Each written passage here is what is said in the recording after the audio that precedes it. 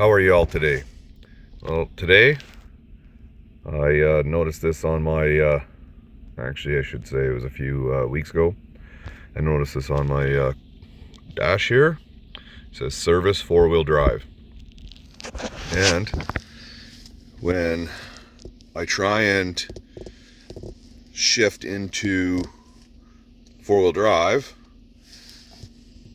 see that? The indicator doesn't switch from 2-wheel drive to auto, and it doesn't switch into anywhere, right? So it tells me most likely common case is the actuator, the 4-wheel drive actuator is dead, not working, pooched, whatever you want to call it. And this is a common thing with these trucks because this will be the 4th time I'm going to have to change this. Okay, so let's get under the truck and see how we do this. Okay.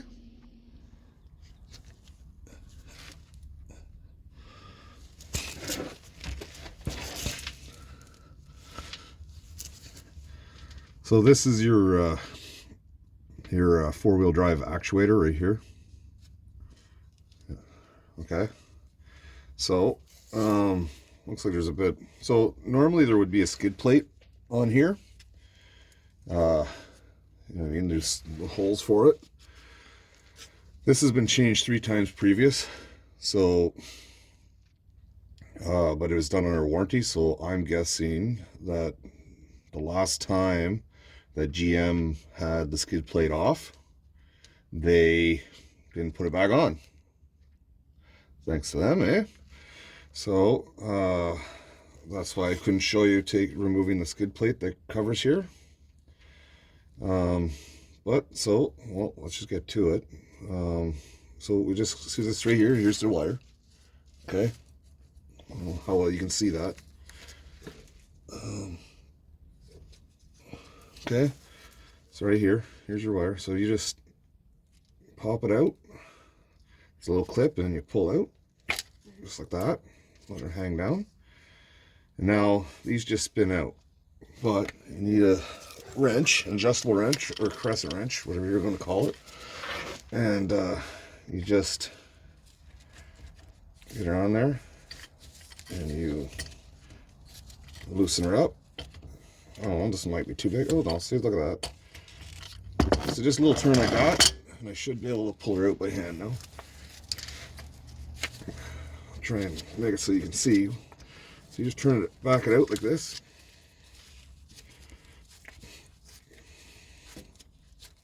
And I'm not doing any of this from a hoist. I'm just on my back on the ground. I've got the truck jacked up a few extra inches. But yeah, so this thing's full of oil and stuff, so I don't know if maybe that's coming from the actuator itself or where that's coming from. Hopefully there's not a bigger issue here, and there might be. If there is, we'll have to look into that, but it might just be this part. So here's the old actuator. Now, we've got to find out what we did with the new one.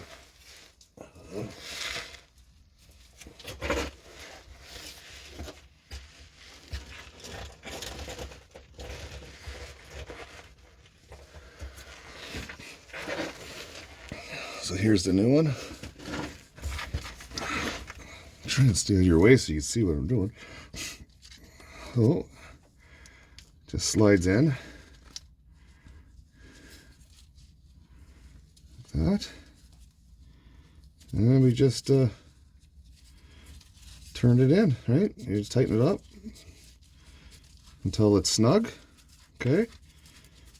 So we just turn her until she's snug in there.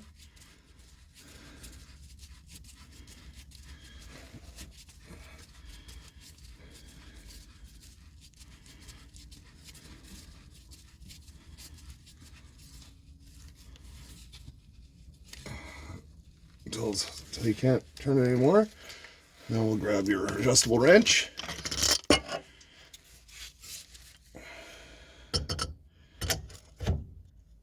Just turn it until it's snug. Don't over tighten it.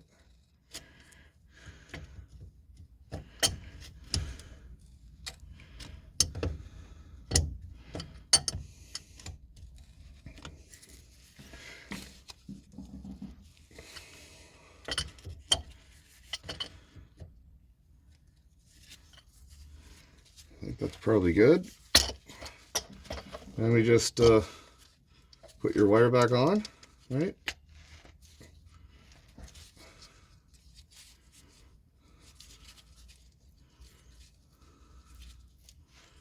The connector, okay, it's clipped in.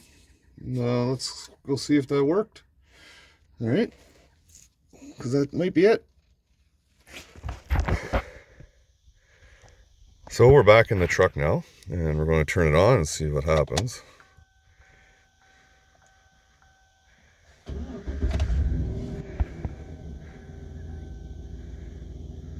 Well, that's the lights on. Still have an engine light on. I know what that is. It's the evap for the fuel. Nothing too crazy I'm too worried about. So let's see. Nothing's coming up here for four-wheel drive. That doesn't mean anything, right?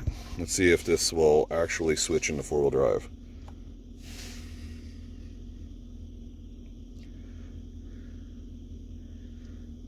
No.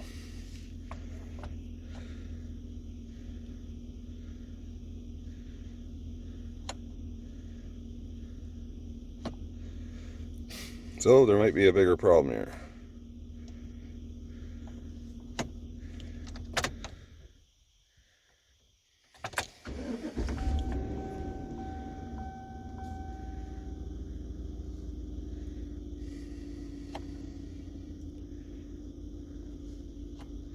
Still got nothing.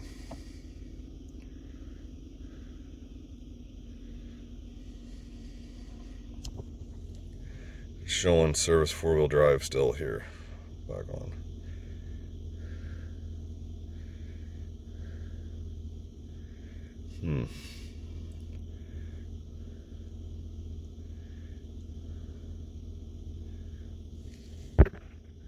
Well, so that's that. Let me look at a couple more things, and I'm going to try something, and then we'll come back to you, okay?